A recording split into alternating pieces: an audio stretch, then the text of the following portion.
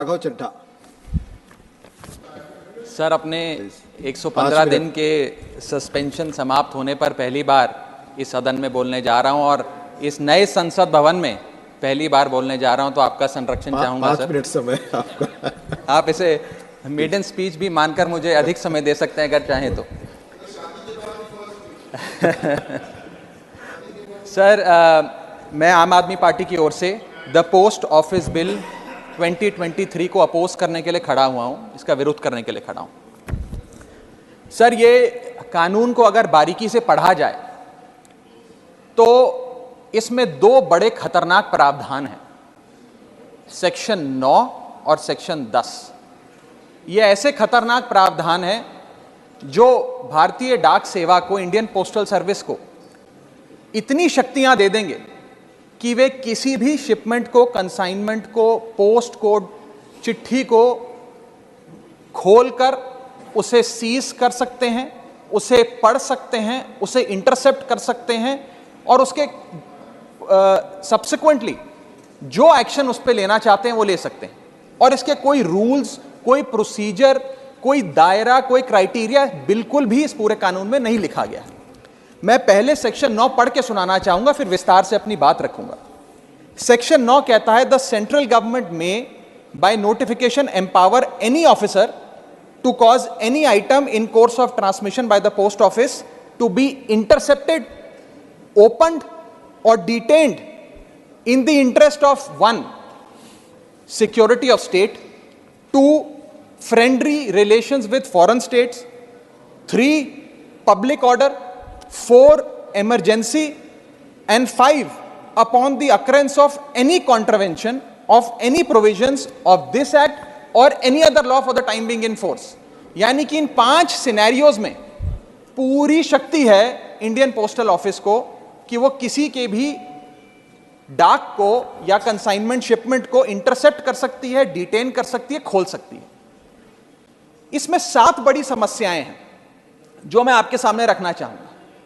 पहला है big brother syndrome, यानी कि हर तरीके से अपने नागरिकों पर सर्वेलेंस रखना, वो क्या कम्युनिकेट कर रहे हैं, क्या बातचीत कर रहे हैं, चिट्ठी पत्र में क्या लिखकर भेज रहे हैं, उस पर सरकार की आंखें रहें, सरकार को मालूम रहे।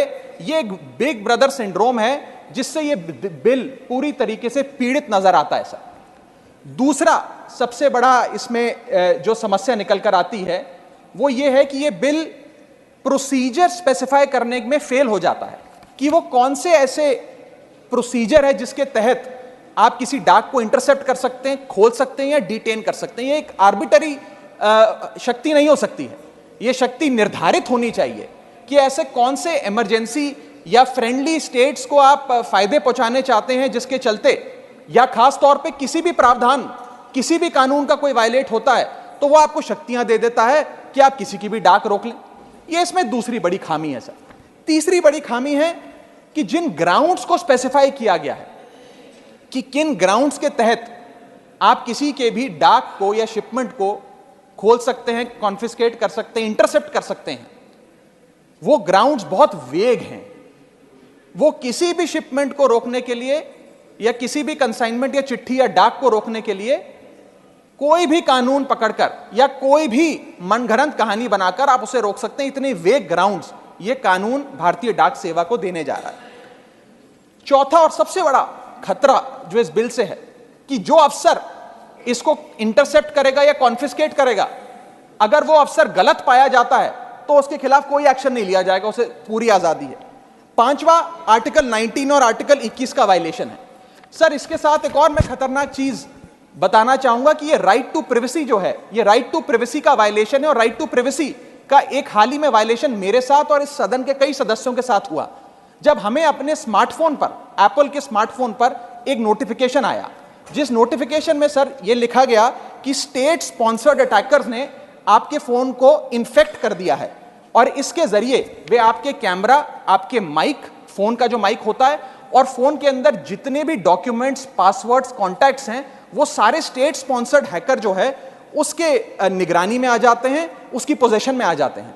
ये किसी साधारण व्यक्ति के साथ नहीं सर, देश के कई सांसदों के साथ हुआ।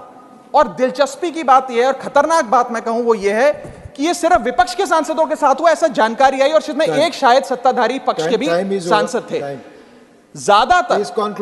ज्यादातर जो लोग इसमें पाए गए, जितनी मैंने रिपोर्ट्स पढ़ी, उसके मुताबिक विपक्ष के या सरकार के आलोचक थे।